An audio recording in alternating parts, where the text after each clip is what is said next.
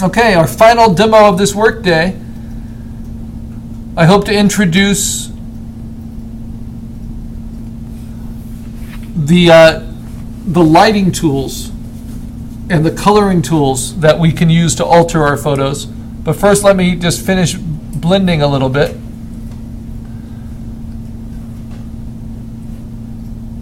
We are using so many different layers, right, that it can become a little confusing. So once you know exactly what you want to use, I'm just going to extend that a little bit so that sky is a little bit more consistent, should I want to extend my composition.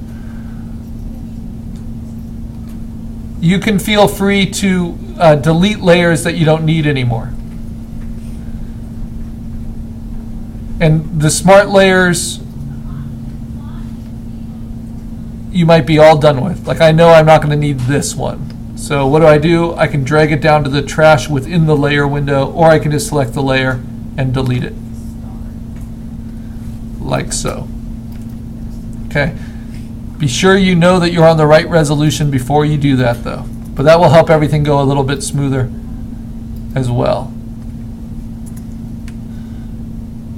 If Photoshop's having trouble keeping up with you. This won't be the first project that gets over a gig big with all its layers.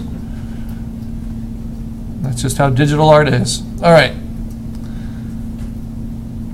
So I'm going to start building up my components again. Start blending, finish blending this sky.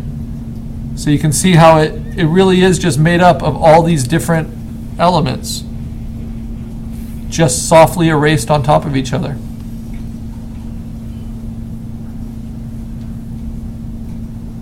And because it's something organic, it's very forgiving.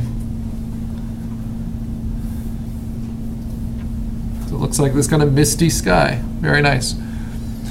But I'm trying to do something that's at the top of the waterfall. Let me find my waterfall.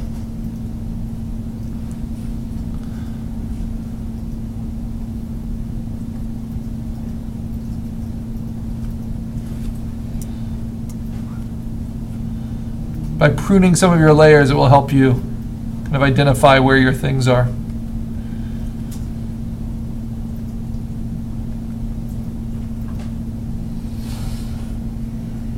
All right, so my waterfall is well under where my sky is, so I'm going to move my sky up. So this is a nice trick.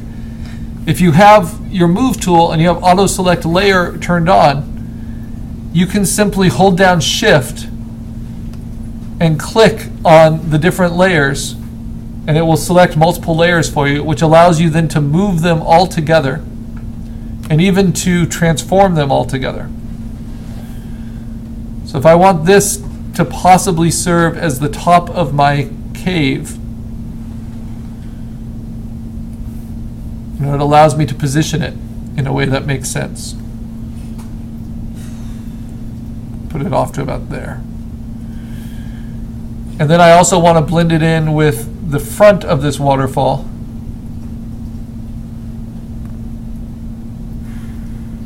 Go ahead and move up.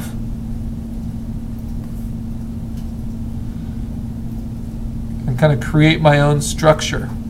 Right.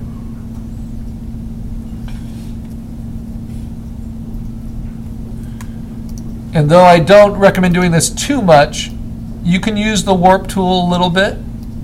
You can use skew and distort in ways that are appropriate, as long as you don't lose the believability of it. And with something like a waterfall, gravity still needs to work in a predictable way. So I have to be very careful, at least with the bottom of this, that still looks like a believable way that it's hitting the water, if I'm following physics in this landscape. Okay, so now I've got some edges I need to work with. Like, I can use my soft eraser at a smaller size at 100% opacity. Not that small. To transition some of these edges. to work around some of these rocks. But you'll notice the color is so different between these, and the lighting is so different. I want to use this opportunity to show you some other tools as well.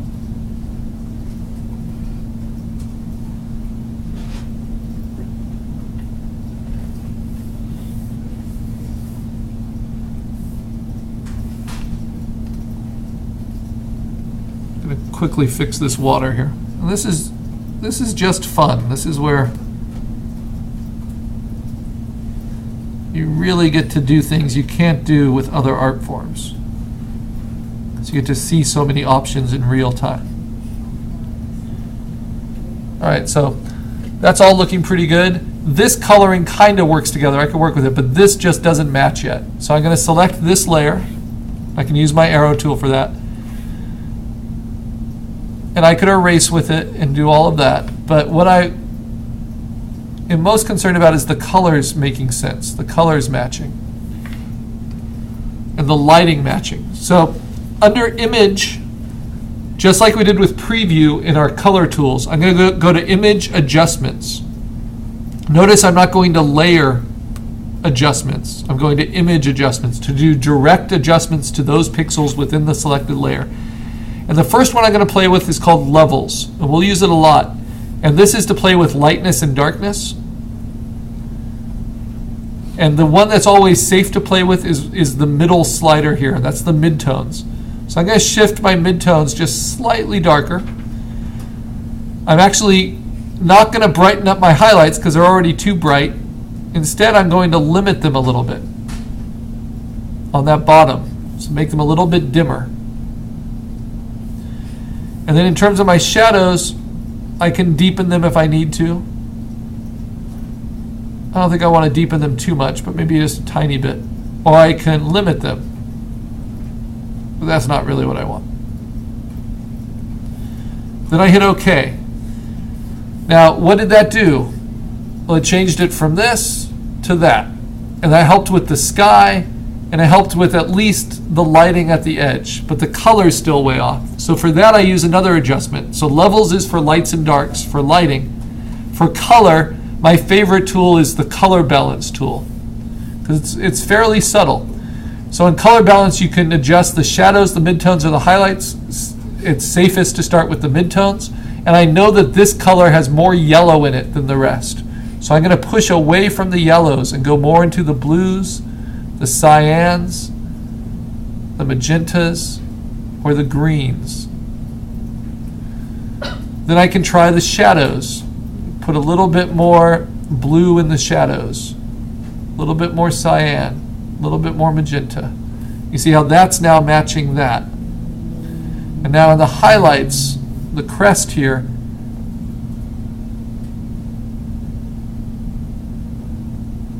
I have to be careful. So I want to take out anything that looks too bright and orange, but I still want it to reflect the greens and some of the colors I see in my other references.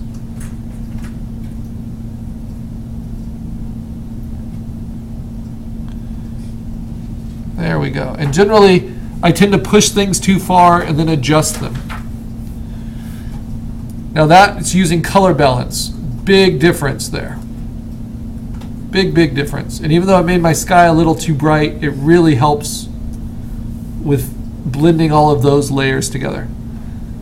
It's a good point to save at. Anytime you need to save, once you already have it named as a PSD, you just hit Command S and it will save in the background. Now I'll just make my eraser a little bit bigger.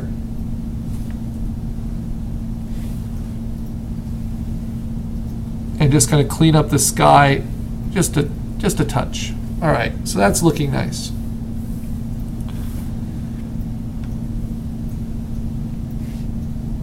Now I can also do it to this foreground waterfall. Play first with the levels, because it's a little bright. Deepen the midtones a little bit. Oh, that helps sink it in a little bit. Maybe limit the highlights so it's a little softer.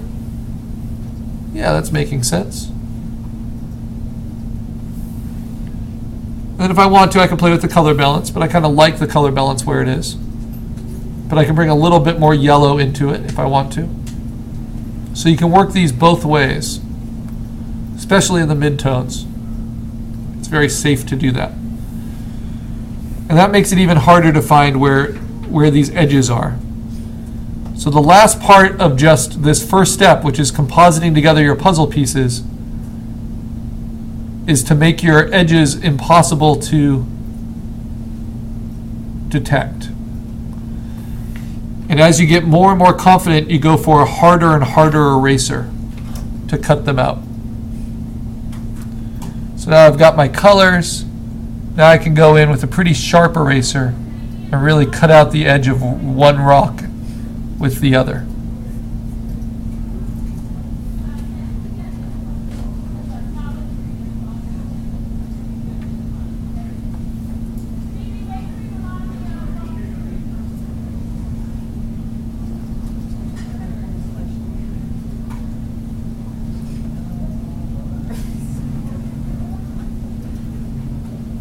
Like so.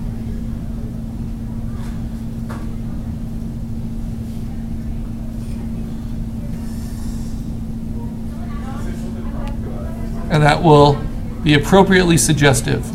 Now, even just in this area, I have with the sky layers, with the cave layers, I have 1, 2, 3, 4, 5.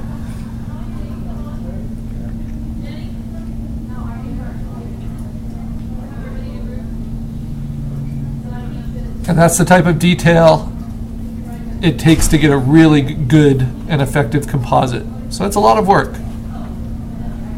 but you'll learn a lot trying to control it.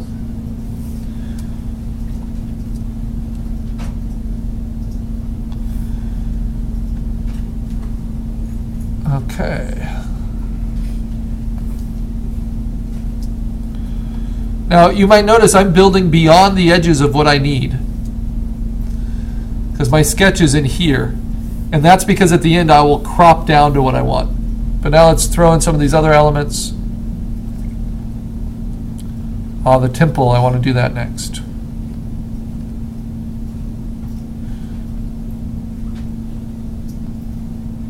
And then the greenery.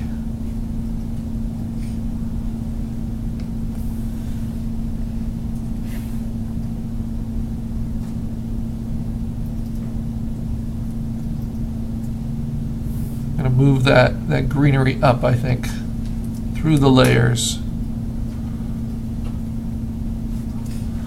And move the temple up. Oh, maybe that's not the temple. That's where the move tool comes in really handy when we have so many layers. All right, so now it's about kind of making all of this work.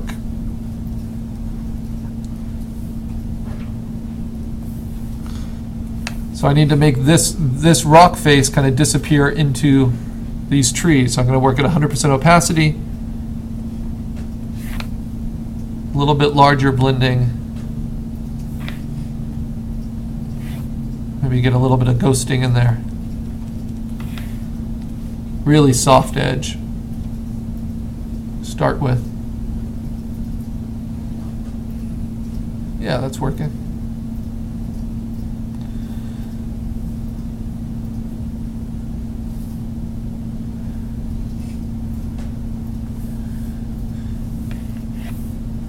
And now with the temple, a nice shortcut to switch between your eraser tool and your move tool is just holding down Command, by the way.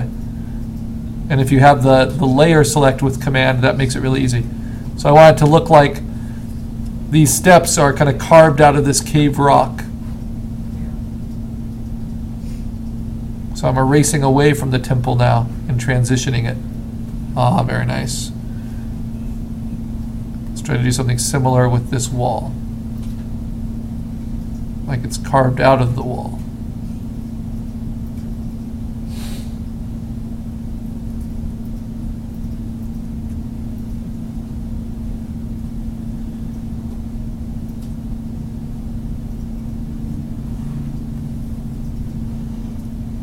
That's a little too soft to go so close to architecture, so I'll take that back a few steps.